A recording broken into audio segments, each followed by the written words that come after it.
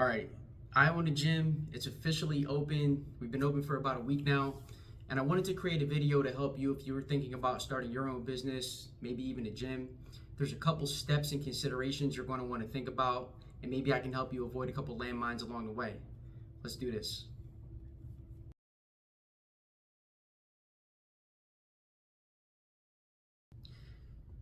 Let's get the elephant out of the room right away. The first thing you're going to need to start a business or a gym is money. That might be a rich uncle. That might be a 401k account. That might be a good credit score that gets you access to capital. You might have saved money. You might have equity in your house. Whatever the case may be, it's going to take money to start a business. And that's not rocket science, right? Now, there's a couple ways you can go about this. You can have your own money through some of the channels that I just previously mentioned, or you can raise money through investors. This is where you're going to sell a portion of your business off so someone owns a piece of it. Think Shark Tank. But what you give up along the way is some creative control. You then have to answer to those investors. You need to bounce ideas off of those investors. I chose to do things my way 100%. I own Scale Tippers Private Strength Club, the brand, not the building, but all the equipment inside, 100%. So this is my business. If you see a sign on the wall, it's because I wanted it there. If you see a piece of equipment in this building, it's because my members said that they wanted it and I bought it and put it there. So if you're a young guy, you're going to want to start to think about building your credit score, maybe finding a job with a 401k match. You have life insurance plans out there that you can contribute into and pull money out of, and you end up paying yourself back the interest. You might want to invest in stocks. I'm no financial guru. Talk to a financial professional. Step two, which is the most boring part of starting a business and one that I really did not enjoy, is incorporating your business and filing for your EIN number. So your EIN number is like your business's social security number, and it's important to incorporate your business to remove personal liability from yourself. So we have Dave Battle, the individual that owns Scale Tippers LLC, which is its own entity. Meaning, worst case scenario, if the business didn't work out, and I don't want to put that out there in the ether, I'm a strong believer in energies and putting things out into the universe that you want to have happen. But let's just say for purposes of this video that the gym didn't work out, the liability is assumed by the business, not by me as an individual. So my personal assets and my family were still taken care of and provided for.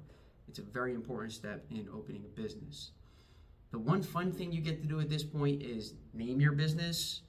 I came up with the Scale Tippers name because we originally launched as an online consulting business for fitness and weight loss.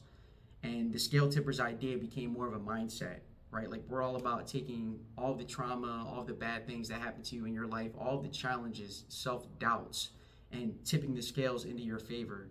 And we think that having the proper mindset and lifting weights is a great way to go about that goal.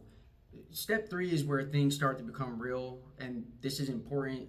A lot of people skip this step and end up needing to go back to it later on in their journey of opening a business. Is you need a formal business plan. And this is where you're really going to start to strategize about what's going to differentiate my product, my gym, what's my location going to be, what's my addressable market like.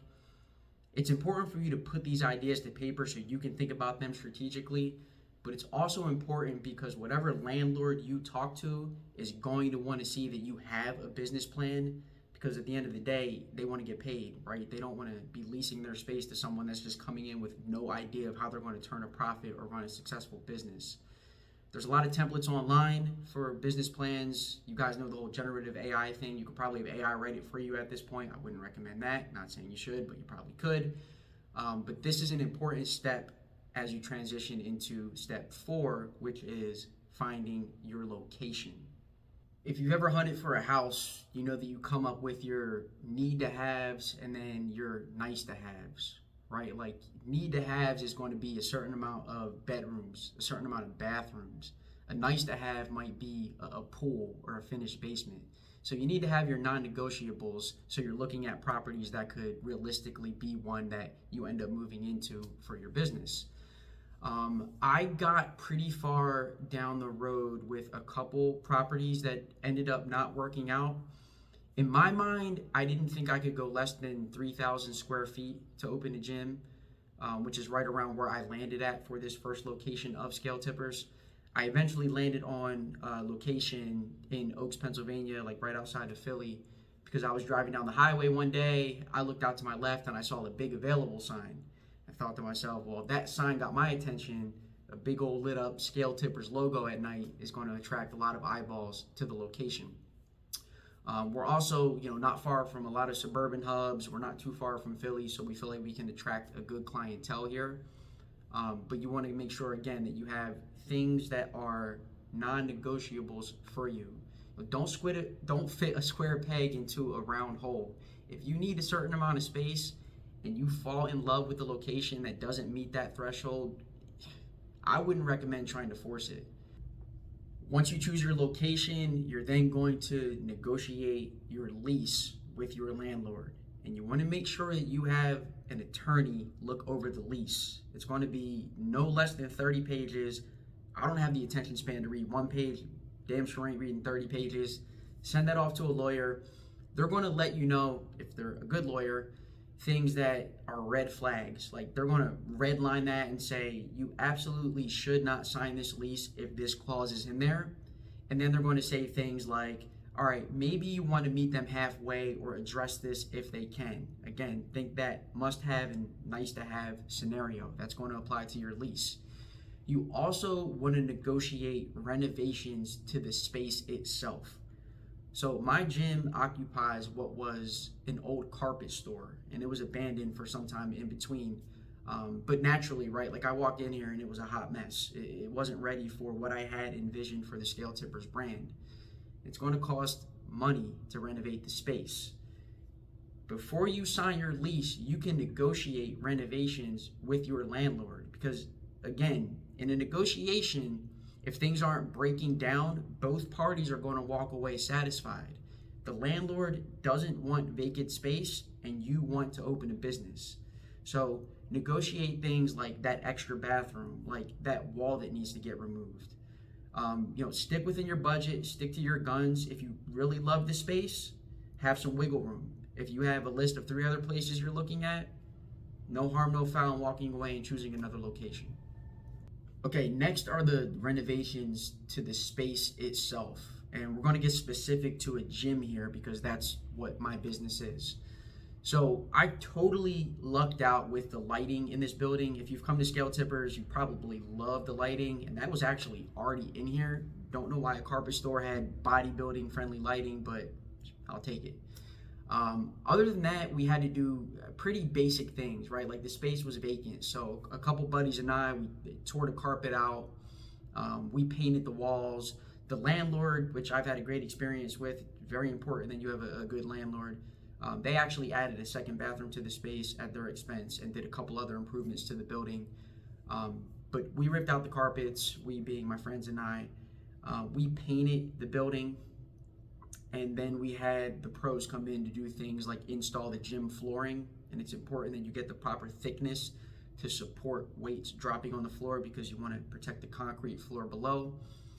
I went with Arsenal Strength for my equipment. That was one of my must-haves from day one, non-negotiable, written right into my business plan. I needed Scale Tippers to have the best equipment, and I think that Arsenal's the best out there. There's different strategies for opening a gym, right? Like some people say, don't blow your budget on equipment. Just put a couple squat racks in there, put dumbbells in there, get a good location, get equipment in there, and people will come. I live in an area where people have a lot of options. So the way that I differentiate is atmosphere and equipment. So you get the best of the best in those 2 domains at Scale Tippers. All right, now you're open for business. So the next challenge is to get people through the door. And I chose to open a gym during the week that we got our first 2 snowstorms of the year in the Philly area. So that wasn't a great idea. But I don't always think things through. I kind of just go for it and figure it out. That's my style. If I had investors, it would drive them crazy. So a couple ways that we're promoting the gym. Typical social media channels, right? Like I'm actually not a big social media guy. I did not have personal social media besides LinkedIn until I opened a gym. I think it's a necessary evil if you're a business owner in today's world. So we do Facebook ads, we do Instagram ads. If I'm in the building, I offer free day passes as long as folks tag me and promote the gym on their socials. So we build that local buzz. And then going back to the location, we have that big sign directly facing the highway. There's also a couple billboards right out there that we have advertised as well. So my thought process is you got to get bodies in the door, because when people come into Scale Tippers, they're blown away. They love the equipment. They love the atmosphere. Now, I blast crazy ratchet music. I have a bunch of signs with profanity, curse words just all over it. It's just not like any other gym. It's not a corporate, politically correct atmosphere. So people come in here, they love the vibe. It's just about getting people through the door. And that's the phase that we're in now. Okay, I hope that this was a useful video for you if you're thinking about starting a gym, or if you're thinking about starting any business in general. This is a very high level template. There's a lot of detail. Every section could have been a 30-minute video in and of itself, but if you follow this order, you're going to have a good roadmap toward a successful opening of your business. I'm here at Scale Tippers. Come through for a workout if you're in the Philadelphia area. Most importantly, stay fit, stay free. See you soon. Peace.